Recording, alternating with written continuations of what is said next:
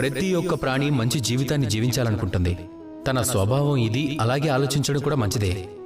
కానీ ఒక మంచి జీవనం కోసం ముఖ్యమైన అంశం ఏమిటంటే అదే నివాస స్థానం. ఆ స్థానంలోనే వారి జీవితాన్ని గడుపుతారు. మనుషులు ఏం ఆలోచిస్తారంటే ఒక మంచి నివాస స్థానం అంటే ఆ స్థలంలో జలం సులభంగా దొరుకుతుందా, అక్కడ స్వచ్ఛమైన గాలి ఉంటుందా, అక్కడ తృణధాన్యాలు దొరుకుతాయా? జీవితాన్ని జీవించడానికి ఇవన్నీ తగినంత కావాలి.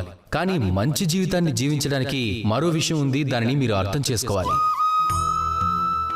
ఋషి, జ్ఞాని, ఒక పండితుడు, ఈ మహాపురుషులందరి నివసించే నివాస స్థానం అత్యంత విశేషమైనదిగా ఉంటుంది.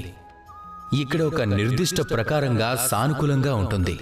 ఈ స్థానం ఎలాంటిదంటే ఇక్కడ దేవతలు కూడా తిరుగుతూ ఉంటారు. జీవితాన్ని మనందరం జీవిస్తాం, కానీ జీవితం ఉద్దేశం కేవలం జీవితాన్ని జీవించడం మాత్రమే కాదు. జీవితం ఉద్దేశం ఏమిటంటే ముక్తిని పొందడం. అలాగే ఈ ఋషి, జ్ఞాని, పండితుడు, ఈ మహాపురుషులందరూ మిమ్మల్ని ముక్తి వరకు తీసుకెళ్లగలరు.